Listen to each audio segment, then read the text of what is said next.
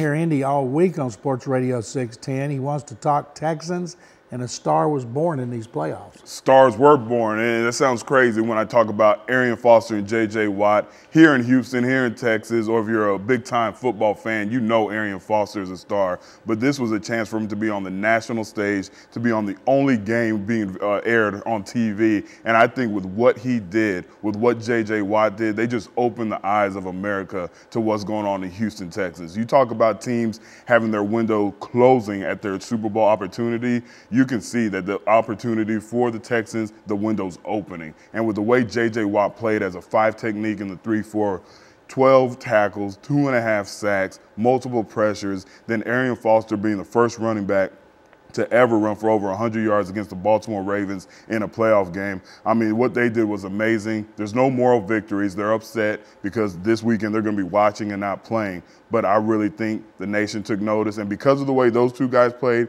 and the entire team, I think they just gave themselves at least 2 more primetime games for next year.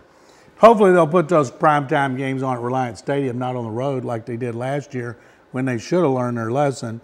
It's interesting what you say about Watt. I've never seen a defensive lineman have 12 tackles in a game. He had 3 tackles for loss, 3 hits on the quarterback, and his sack. And people are talking about, I can't remember who it was, an ex-player tweeted he thinks he'll be maybe the premier interior defensive lineman next year for a long time if he stays healthy. And a good thing about old JJ is he plays so hard all the time. That bodes well for that defense. After that game, the Ravens were like, whew, they were glad the Texans got out of town. Now, Jacoby Jones, we all know, he made a really stupid play, one bad play.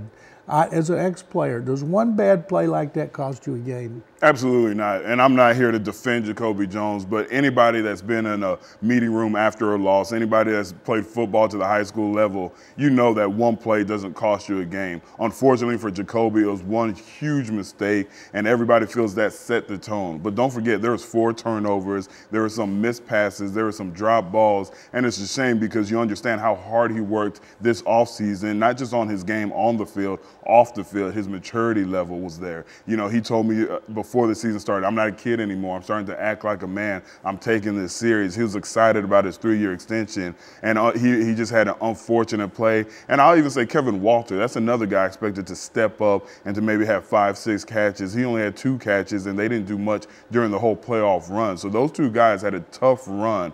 But I personally haven't lost faith in them. I think they can bounce back from it, and they're still good complementary receivers, Andre Johnson. We're going to get in another segment about what the Texans need next year. I think we're going to agree it's a guy at their position. Yes. Now, Jacoby Jones, a lot of people want to run him out of town. He's not going anywhere. He's one of the top return guys in the league. I feel sorry for the guy. His agent, Kennard McGuire, said nobody burned jerseys on his lawn, said nobody's made death threats to Jacoby. He's doing fine. His mom said he was doing fine. He apologized to his teammates. I feel terrible for a player like that. Now, that's not the biggest bonehead decision in this city's NFL history in the playoffs. The biggest one has 2 words, stagger and leave.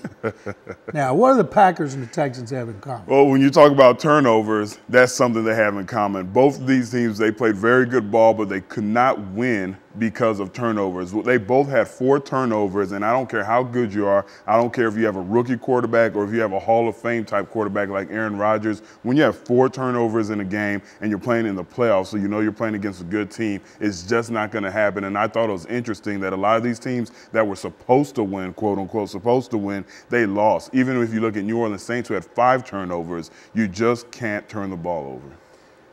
After the game, Indy, one of the things that impressed me was we're trying to talk to the players about next season, looking back at this season. They were devastated they lost the game. They thought they were going to win. They thought they were going to advance to New England and play at Foxborough. And they were interested in talking about that loss and how bad they felt. And I thought that was a really good sign.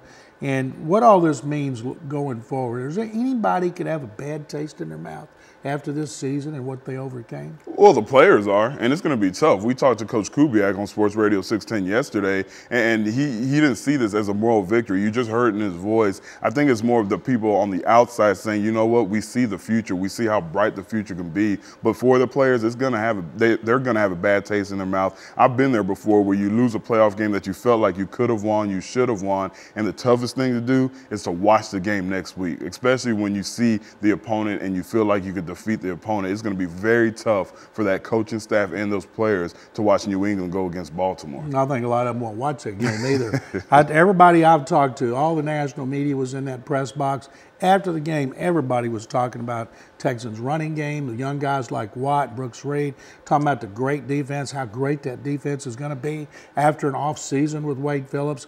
Wade's not going anywhere, so I don't know how anybody could not be fired up about next season. I'd like to take about a week or two off, and then I'm ready for them to report to training camp. Let's get on with the 2012 season. They won't like that because they want their rest. They want to go on vacation. Won't like that at all. But I'm with you. I want to get this next season started because just like you said, the future is bright, especially with Wade Phillips. It looks like he's going to return. I personally would like to see him get a head coaching job because I think he earned it with what he did, the way he turned this defense around. It would bode well for any other team looking for somebody that's trying to bring their defense up to level. So, it's unfortunate for him, the person, but for the Texan organization, it's very good news that he's going to be staying. I've got a 10-part series evaluating front office, coaching staff, and every position running in the Chronicle, and one of the things is the Mario issue. They have no cap money. They don't have to re-sign Arian Foster. He's a restricted free agent. They would like to, but they got guys like Chris Myers, Joel Dreesen, Neil Rackers. They got a lot of free agents that have to be re-signed, and Mario is going to want big money. He's made a lot of money. He's going to want big money. I'm contend that they're going to end up having, if they franchise him, it's going to cost them $22 million on their cap. Can't do that. So if he doesn't sign a contract that's very cap friendly for them, they're going to have to trade him. And I think he's going to be traded. I can't see Brooks Reed going back to the bench.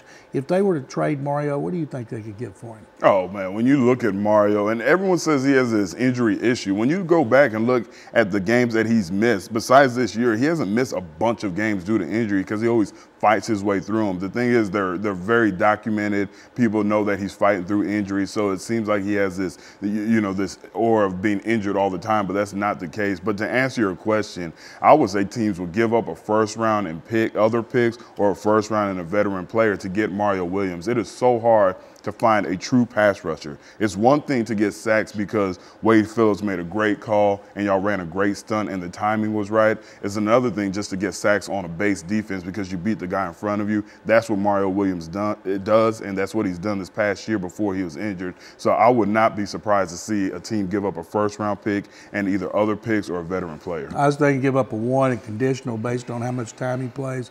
Would he need to go to a 4-3 team? He's already proven that he could play 3-4, 4-3, and a lot of that is Wade Phillips. Before this Wade Phillips phenomenon started, I said, you know what, the players are still the guys that make the plays, but Wade Phillips, he was huge. His thumbprint was on this defense. I believe a lot of the sacks were caused because of the line stunts, because of the calls at the right time, but Mario can play 3-4 linebacker. He's proven that. I believe he had 5 sacks before he was injured, and we obviously know what he could do with his hand in his dirt. He has to make that decision to decide what style of defense he wants to play. Well, that's good, and that would open up everybody, not try just exclusive to 4-3 teams. Right. Do we agree that the number one need is to get a good, young, talented wide receiver in the first round? Absolutely. As much as I've been, commending Jacoby Jones on being, a decent backup wide receiver, but a good punt returner, and Kevin Walter for doing all the right things, you still need to have that explosive threat. You still need to have that guy. If an Andre Johnson goes down, other teams are still planning to try to stop that other wide receiver. I don't think that was the case when Andre Johnson was out of the lineup this year. I like some guys out there. Kendall Wright from your old school. I don't know if he'll be around when the Texans pick, but there's some receivers that they should go after. I think will be their number one priority in the draft this year. I think also they could use some depth in the offensive line. They got so lucky that Eric Winston and Dwayne Brown were healthy because they'd have been going to Derek Newton, 7th-round pick, a rookie from Arkansas State, starting at tackle as a rookie. Those guys, to stay healthy and play as well as they did, how they get beat up was pretty was unbelievable. Right. And Unbelievable. With Rashard Butler going down early in the season, hopefully they'll get him back because he is that swing tackle. He provides the depth. So that you're right, they were lucky that after Rashard went down, Eric Winston or Dwayne Brown didn't go down either. So they had their share of injuries, but they didn't have it at the tackle position.